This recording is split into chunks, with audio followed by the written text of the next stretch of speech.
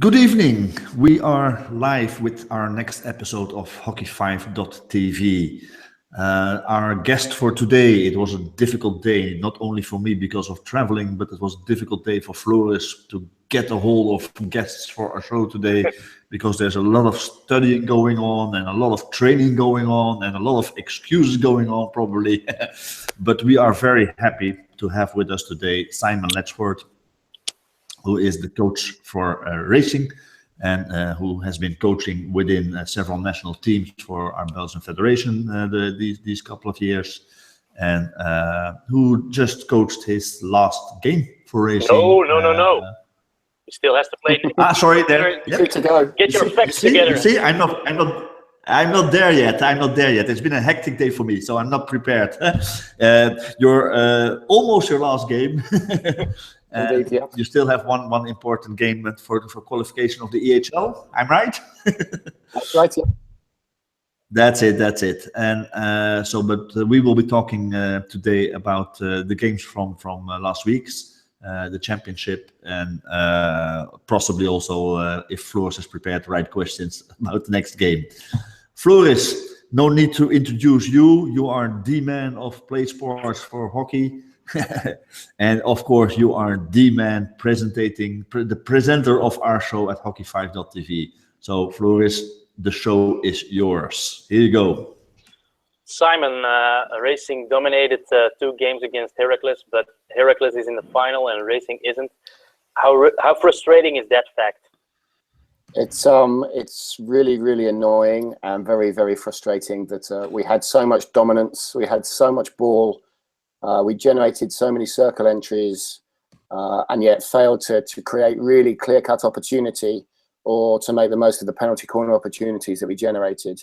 But I think also you have to say well done to Heracles because they've done it over 24 games now and they've played throughout the course of the season in a very similar way. And they show fight and guts and a passion, which has ultimately got them the big prize. Mm-hmm. Yesterday, especially in the first quarter, also in the second quarter, your team played probably the best hockey in the last couple of weeks. What's the difference between that period of time and last week game at Racing? I think we set up differently yesterday. When we played them at Racing, we pressed higher in the field and we gave more space for them to play in. And if you looked at the statistics of the first game, they were really very dominant down their right-hand side, down our left. So we really tried to close that side of the field and particularly give Nicola de Kerpel less space in our half on their right-hand side of the field. And that was really successful. And in defending a bit deeper, that gave us the space to counter-attack into as well, which we used pretty efficiently until we got the ball in the circle. What's the difference between the first quarter, or let's say the first half and the second half of your team? Because Heracles was nowhere. They almost didn't come over the half line. So what's the main difference? It was crazy that they actually scored a goal before they'd been in our circle in the game. That they won a corner for a foot outside the circle and scored, but they hadn't been in before that. The difference for me, we knew we had something of a hill to overcome after the first game. We started very, very well. We played with some composure, some control. We moved the ball quickly and challenged them to recover their defensive positions very, very well in the first half. And once we got back level, so 0-2 in the game, but level over the 2 games, I think it's only subconscious. I don't think anyone does it deliberately, but I think we fell into a little bit of a trap of thinking that the job was pretty much done. And we stopped passing the ball quite as early and quite as quickly. And we dwelt on the ball a little bit and the game slowed down, and that allowed them to congest the game and reduce the space that we could play in. Mm-hmm. Is that something, because for us as fans and journalists, we like to see the stars shine in this time of the year, the Bones, the Gugnards, the Charliers. Is that the main problem, that those guys want to force it in this kind of games? And as I say, I don't think it's a conscious decision, but I think there might be something subconscious that says, I'm one of the guys that has to make the difference. And we talked long and hard before the game and meetings in the week leading up to the game around trusting and having faith in the group. that we were 16 deep, and it wasn't a question of relying on 5 or 6 players. And that's not, it's not saying that I point the finger or lay any blame in any one area, because it's not just the names that you mentioned, but all around the field, when we could have used 2 touches before we moved the ball on, maybe we used 4 or 5 or 6, or we carried it another 5 meters, and so the space disappeared for us. Especially last week after the performance of Nico de Kerpel, everybody was talking about the battle between Nico de Kerpel and Simon Guignard. Has that battle decided the finals? The semifinals? No, for me not.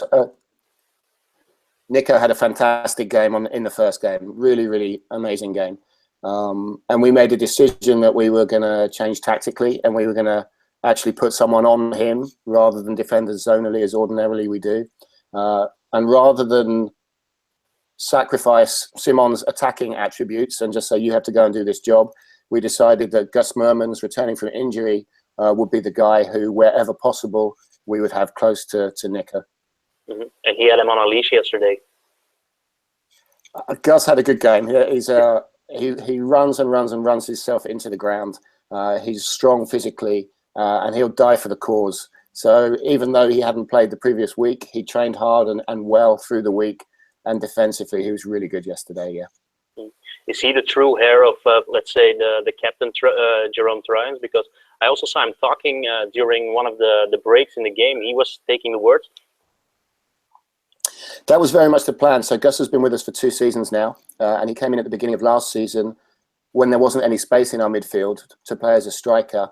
And it was always the intention that he got to know the club, he got to know the principles and the philosophies with which we play, he got to know his teammates, so that at the time when an opportunity in the midfield arose, and that was with Chris Cargo stopping at the end of last season, that we would drop him into the midfield rather than then have to upskill him. He already knew what was expecting of him, and I very much see him as the successor to Chuk, as and when Chuk decides that family and work take too much of his time. But is he also a leader type? Is he the guy who also talks on training and in huddles and stuff like that? Very much so. So I've worked with him through the Belgium under-18 and the under-21 programs as well. And he was perhaps a late bloomer in terms of self-confidence and showing that leadership. He would always lead by example and really be a role model in terms of work ethic and sticking to a game plan and things like this. But really in the last year or 18 months, he's shown himself to be a leader in the way that he communicates and he motivates and drives other people. I still have one question about the battle between Simon and Nico de Kerpel. At the end of the first game, Simon hooked Nico de Kerpel, and it was a penalty corner and a yellow card. What were you thinking on the bench? That was really frustrating in that from 1-4 against, we get back into the game, and then we kind of shoot ourselves in the foot late in the game. And it was a reckless tackle. It was a tackle that didn't necessarily need to be made. But I think in a game like that, that's already a semi-final, where we've been thoroughly getting smashed and managed to claw our way back into the game, the adrenaline runs high. And then sometimes in those sorts of situations, people do things that ordinarily they wouldn't. They're the occasions that you have to learn from and be better in those situations if and when they occur again. I was thinking yesterday after the game that maybe that tackle was decisive for the finals, because if Heracles won the game just by 1 goal, it would have been a different return game. I think there's so many things that happen over the course of 140 minutes that it's easy to say that this was the defining moment. But over the 2 games, we were in their circle more than 70 times. Yesterday, we had 9 corners. In the first game, we had more corners than them. We had over 30 circle entries, I think, again. So to say at any one moment that was the decisive situation, I think is blowing it a little bit out of proportion, and I don't want to point the finger in any one direction. We win and we lose together as a team. Yeah, of course. At the beginning of the season, for me, Racing was the favorite to become champion, because on paper, you guys have probably the strongest squad in the Belgian league now. Yeah, you've said that to me before a couple of weeks ago, and it frustrated me, to be honest, because if that is the case, then we failed to deliver. Over the course of the season, we drew too many games. and the games that we won, we weren't really good enough at killing the games off when we had opportunity to. So either we end up winning by the odd goal here or there, or we draw games. So for us to have been the side that you think we could have been, I think we had to have more of a killer instinct and really be a little bit more willing and able to put the last couple of nails in the coffin lid when we had opportunity. So what's the difference? Is that also, if I might, is that also the one of the reasons that you say for the last couple of years where Racing has been every year again has been a team that has not performed on the crucial moment, or has been unlucky on the crucial moment? Maybe I don't know how to formulate it correctly, but yeah. What do you need for Racing with the qualities you guys have to kill it? I think if you look at the big games, I think bravery has been really key. So if you look at the final last year against Dragons, we ended up losing 7-6, but we were already chasing that game after the first game. And then if you look in the EHL, it was when we were losing and running out of time that with nothing to lose, you dare to play. And it strikes me that we didn't dare to play until we really had to play through the course of most of these games. But if we dared to play against a side where it's 3-1 for us, if we dared to play more, then we win 5-1. But instead, we're a little bit cautious, and then we concede one, and then it gets nervy. So for me, it's bravery to play before you really have to play that was missing. Is this something that you consider typically Belgium, or you something that you consider typically Racing for the moment? I don't consider it typically Belgian, because you don't see it in all of the other clubs for sure. Is it typically Racing? I wasn't there more than 3 years ago, but if you look at the number of playoffs that they've been in and the number of finals that they've played and how close those games have been, but not yet to get over the line, then perhaps there's a suggestion that that was the case in the past as well. Also, the European campaign, it really ended before it began. Do you have any regrets about the game against Dragons? It was a tough draw. To get into the EHL and face Dragons directly was not what we would maybe have wished for. But that game for me, well, we hoped was significant in that it really convinced us that we could compete with them. That while we didn't really create too much in the first half, in the second half we were dominant, and in the last quarter particularly we were dominant. And again, had we dared sooner, had we dared earlier, had Loic van Duren not made 2 saves with his helmet, then who knows, it could have been a different situation. But the experience was good. The opportunity to go away for 2 or 3 days with the team and really bond going into the back end of the domestic season was really useful for us. We hope we take the victory against White Ducks this weekend, and then I really hope that Racing have a better run in the EHL next season. A few weeks ago, there were some rumors about Charlier leaving the club, Tambon probably leaving the club, just like Simon Gognard did. What kind of impact had those rumors on the team? Both Tom and Sed were very, very quick to say that these were just rumors, that there was nothing behind these rumors whatsoever. Obviously, clubs have contacted them and clubs are interested in signing them. But as far as they were concerned, it was nothing more than rumors, and they were very much part of Racing's future. So I think, if anything, it brought confidence to the team and a belief that they were going to be together for a longer period of time than just to the end of this year. How difficult will it be to get the team back in the right spirit for the game on Saturday and Sunday? It's going to be tough, for sure. The objective, the dream, was to make the final and then to have another really good shot at Dragons. And it's tough when you start a project in July and it gets to the semi-final and that objective is no longer achievable. But the EHL is still a magnificent opportunity. It's something where there's some unfinished business from this year because we did lose in KO 16 and we wanted to go further. So the guys that I've spoken to this morning, all of them have said, we make sure we have a good week. We make sure we train hard. We prepare properly for the coming weekends, and they're desperate for the EHL ticket. And is Simon Gognard one of the guys you spoke this morning? I've swapped a couple of messages with Simon today, yes. So, but you are going to field him next weekend?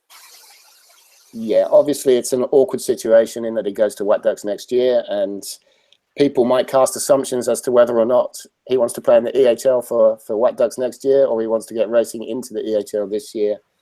Simon's a professional.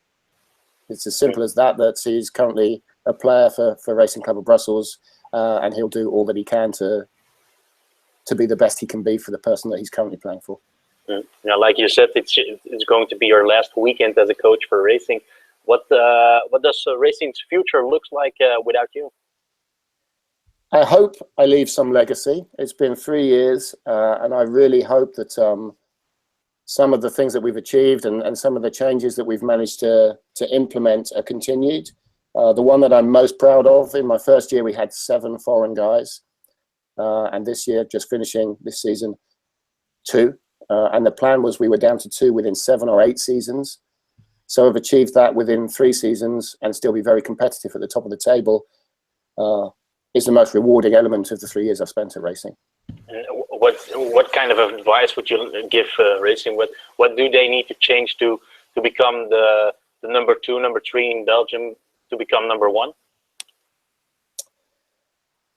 What advice would I give? I think in the last couple of months, with the key players of the group, we've created more of a working group that shapes the direction that we go in. And perhaps I've been more of a facilitator and allowed the guys to come up with a little bit more of the route that we want to take, and tactically some of the new little nuances that we have in our tactics that they wanted to implement. And the more that the players can take ownership and responsibility for the direction that they're going in, then the more important it becomes for them, and again, subconsciously, the more they're going to put into it. So facilitator, not dictator, as a coach, I would say, is the way forward at Racing. Okay, let's talk about something different. The Belgian Federation announces first that the video referral would be installed in the finals. Now we see them as well in the Dutch finals. What do you think about this innovation on club level? I think it's a great step in the right direction, and certainly for teams going into the EHL in the following season who don't experience it that often, then it's a good opportunity to get the hang of it, I guess. Certainly before we played Dragons in the EHL, we had maybe an hour and a half meeting about who could use the video referral, when can we use it, what sort of questions do we ask, and it basically came down to the internationals knowing what's going on and the non-internationals being told to shut up and wait until the internationals used it. And that's not particularly fair, equitable, and it isn't necessarily the case that the internationals will be in the right place at the right time to see what's going on. So the more exposure we get to it, then the better. Is it something you can train as well on practice? For sure. Certainly with the WBNT, when we have practice matches, we film them and they're captured live, and the teams get a video referral. Only it's one camera angle, obviously, but you start practicing the kind of question that you ask and look at the sorts of incidents that you ask about. And it's certainly something you can train and be better at. Yeah. But for instance, with the Racing, you just you blow the whistle wrongly on purpose, perhaps in a training game, or is that something you don't do? I generally blow it wrongly in trainings unintentionally, but yeah, no, we can say, you can question a decision, and if there's a substitute or if there's someone injured that's on the side of the field, you can use them as the pseudo video referral, if you like. And it's growing more and more in the sport, and the more we're exposed to it, the better. Yeah, you said it was a step in the right direction. What do you like to see on club level on video referral? Do you like to see it in the semifinals as well, and on league games? I know, just you can dream now. It's no. If I'm dreaming and you've got enough cameras at every single league game that you can do it in every single league game, then that would be amazing. But I'm not sure that that's going to happen anytime soon. And if I'm honest, speaking from recent history, had we had video referral in the first game of the semi-finals, then I think the outcome would have been a very different one. So, in how does of course it influences the game, but can you manage, or can you estimate the impact of how big the impact is of video referral? I have to watch my words. I think there were 2 goals in the first game that wouldn't have been goals had there been video referral. And the 2 goals. I agree. Okay. And the 2 goal swing in any game is massive. In a semi-final with so much to play for, yeah, I think that had a massive bearing on the outcome of the semi-final. Ernst, what's your opinion about video referral? I guess you're a big fan. I've always been a big fan, right up until the moment that I saw a certain EHL final where the video referral was also used during shootouts, and that I think is a big mistake. I think the shootouts is something particular to our game, and we should not be using the video referral during shootouts. But during the game, of course, obviously for the stated reasons, it is an immense added value for our game. It's a good tool to use for the referees themselves. It can empower them. It can make them also more human to the players, because they have to accept that sometimes now also they make a mistake. And if you don't have this video referral, yeah, then whatever the ref says is the law, if it's right or not right. And I think that this will make it a more healthier relationship between players and referees if you have the tool of the video referral with you. But okay, obviously for cost reasons, it's not feasible in every kind of game. But I think it's a very good initiative from the Belgian Federation, and like you said, it's being picked up in Holland as well. And I'm sure that other countries will start using it more, because we are being forced to use TV more in hockey because of the concept from the FIH internationally. So every country is more and more talking to TV producers and having more games televised, and that will help in introducing more and more games to video referral. And of course, I applaud that. But with the one exception, I would not allow it to use during shootouts. But why not? Because if there's a foot on a shootout and the referee doesn't see it, it's everybody's gonna go. Yeah, well, mad. okay, but okay, I don't have to tell you. Remember the EHL final between Oranje Zwart and UAC at Bloemendaal a couple of years ago, where it became absurd. There were so many video referrals during that shootout. And at one time or another, video referral or not, you have to accept that the referee making an error is also part of the game. And when you're doing a shootout, there are 2 referees really close to the situation. It's 8 seconds. It's only 2 players. You're not hindered by a forest of legs in the circle. It's 2 players, 1 ball. It's a short period of time. They should be able to not be flawless. They will make mistakes during shootouts as well, but there's less chance of making an error as a referee during a shootout than during a regular game. And I think there's more opportunity for misusing the video referral during shootouts than, well, like we saw it during that EHL final. What do you think? Yeah. So for me? Yeah, what do you think? Yeah. I think it's a bit strange that you don't use it on shootouts when you're using it in the game. Yeah, for me, I think 2 things that are interesting there. Yes, the umpires have an easier job, arguably, in a shootout because there's less moving parts and there's an easier line of sight to the ball and so on. But the consequence of making a mistake at that stage of the game is greater than something in quarter 2, for example. So my opinion would be, if you have it, then you use it. Mm-hmm. Okay. Can there be some more changes in the playoffs? Because I think the system which is used in the Belgian playoffs right now is a bit weird. You play a game of 140 minutes. It's such a strange system. What kind of format would you like to would you prefer playing in the playoffs?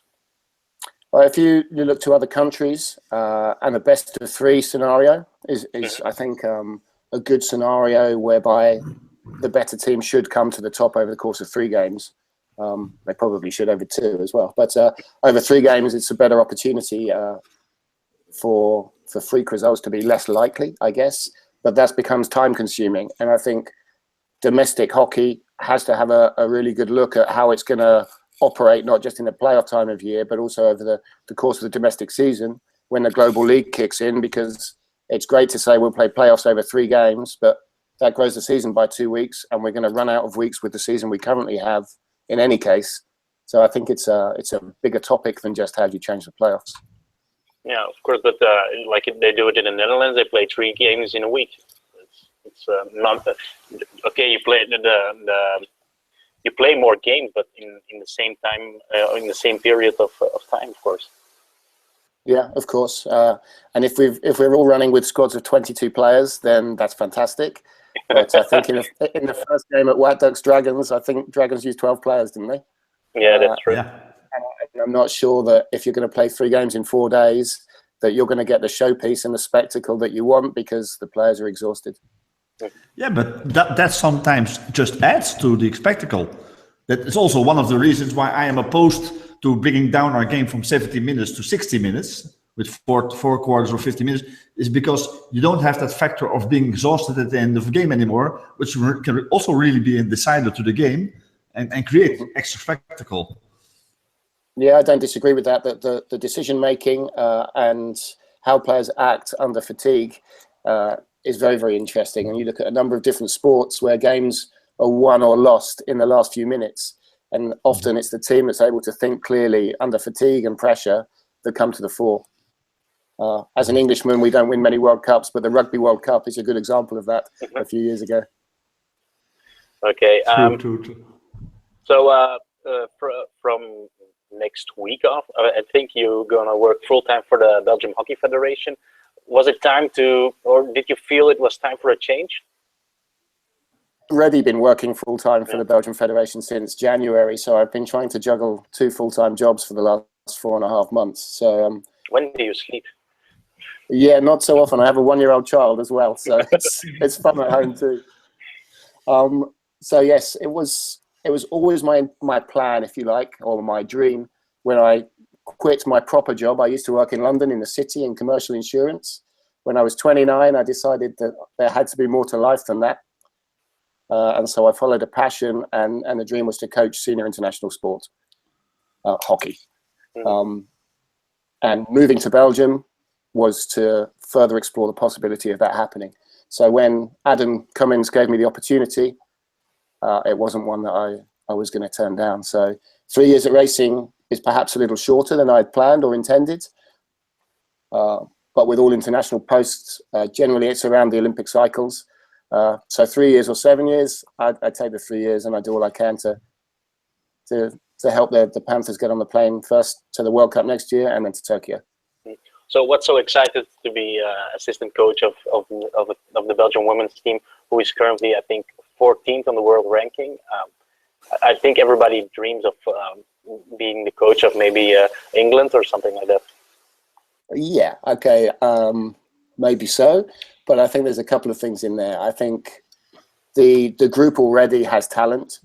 And I think in the women's game, to go from 14, as you say, in the world into single figures can be achieved relatively quickly. And you only have to look at the United States of America or even Great Britain to see how rapidly you can move through the rankings more easily on the women's side than the men's side, for sure, where there's greater depth in the men's sport. And if you look at America, for example, technically they don't have the hockey playing capability that I think a lot of the Belgian girls do. But what they do have is a fantastic culture and a work ethic and a physical conditioning that means that they run over the top of people that just play hockey. So if we can maintain the hockey playing capabilities and we can install, as I say, culture, work ethic and physical conditioning, then I don't see any reason why we can't be competing for 7 to 9 in the world in the not too distant future. Mm-hmm. So is that the difference between, let's say, Olympic champions Great Britain and Belgium on the women's level? Is it the physics and the work ethics, and is that the main difference between those two countries?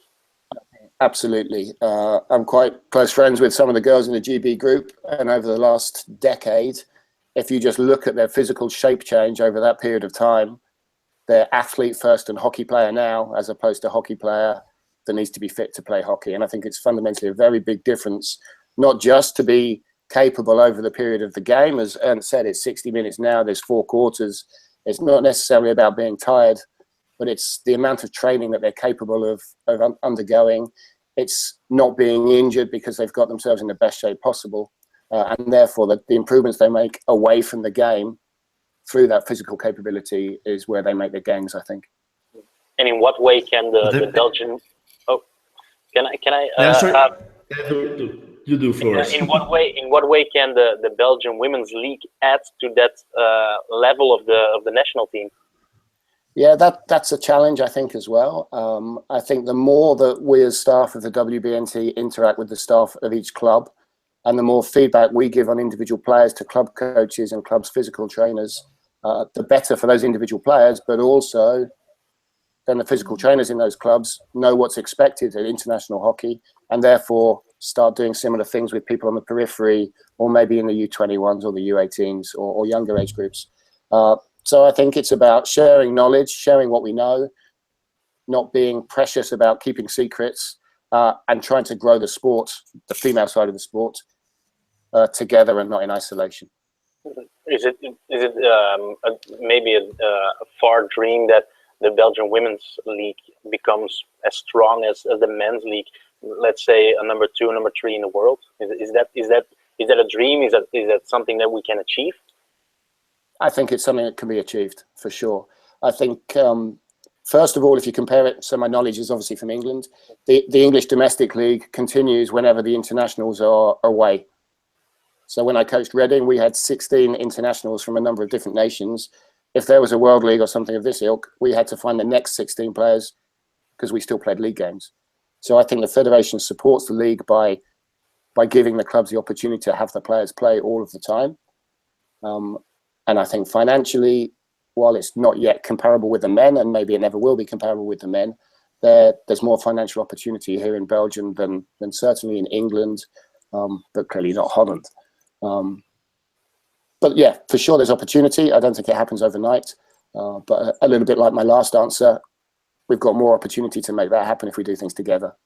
Is the biggest challenge to keep girls who aren't in the national team keep playing on a high level, because most of the teams in the Belgian league play with a lot of teenagers, girls from 15, 16 years old. Is that a big challenge to keep those players, keep them playing until, let's say, 26? Yeah, the drop off in the sport happens at quite a young age compared to my previous experiences, where work and other external interests take over. So if there's a way that we can have the quality players play for another 3 or 4 seasons, then that can only benefit the sport for sure. But not to the detriment of giving young people the opportunity. And so, how can we do that? Keep the quality players, keep them playing. What's necessary? I think a successful national team makes a big difference. I think the player base grows in the clubs when the national team does well. So since the silver medal in Rio, I'm fairly certain there'll be far more young people playing the sport. And it can be true in adult life as well, where people want to be associated with, want to play with people who are great role models, who you see have achieved and have succeeded. And if we can do that on the national stage, it can only be a good thing for the club. Mm-hmm. Okay. Okay, guys, I think it's time to move on to our last subject for today, and that traditionally is a subject regarding predictions. So, Simon, you're not involved directly anymore, but who's going to be the champion of Belgium? I would be very hard pressed to say it wasn't going to be Dragons. I think they have a quality and experience and a past history of performing well in these environments. It's very new for Heracles. And while they've had a fantastic season and Darren's done a fantastic job, I can't see beyond Dragons winning, I'm afraid, of the weekend. Do you have any opinion about the women's championship as well? Sorry, any opinion on? The women's championship, because you know a lot of players, of course. Yeah, so unfortunately, while I would have loved to have got to the playoff games and seen more of the domestic league this season, because of my own club commitments, I've not seen too much. But my understanding is that probably the correct two sides made the final, that Gantoise and Braxcatter are the two teams over the course of the season who have been the better two. I spoke to a couple of people in both camps, and both are confident. But if you look on paper, then I think the quality lies with Braxcatter, and I think they were going as favourites. Okay, and then final question: who will win the EHL? I have to say Dragons, don't I? You don't have to. No, I sincerely hope that they do. I think they have a fantastic opportunity. I think to have it in Braxcat at their own club is a fantastic bonus for them, benefit for them. They have to get past Rockvice first, which will be no easy game. But I think they have the quality to do it. My only concern is that they have enough fit people to play 2 games in 2 days at that level. That one injury and all of a sudden they're back playing with 13 or 14, then even if they get past Rockvice, game 2 might be quite a challenge physically. But I sincerely hope that that's not the case and that they're successful. Okay, thank you. Okay, guys, I think thanks very much, Simon, to join our show and share with us your experience from last season. We wish you all the best. First of all, in the one game that is left for you with racing and getting that EHL. Sorry, 2 games, Floris. You're right. in getting that EHL ticket for you. And of course, we wish you a lot of luck with the Belgian women and getting them to the next level in the global ranking. I think that is important for our game of hockey in Belgium as well. Thank you very much. So thanks for being here, Floris, and we will be back normally next Monday with yet another show of Hockey5.tv. And until then, bye-bye.